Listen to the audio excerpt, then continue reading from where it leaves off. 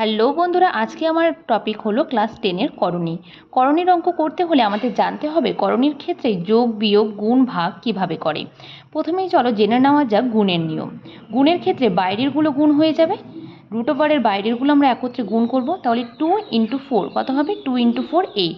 আর root ওভারের ভেতরেরগুলো একবারে গুণ করব, 3 × 3 হয়ে গেল 9। তাহলে আমাদের এটার অ্যান্সার হলো 8√9।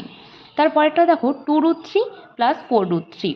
তাহলে এখানে দুটো √3 আছে এবং এখানে চারটে √3 আছে, তাহলে 4 + 2 হয়ে গেল 6√3।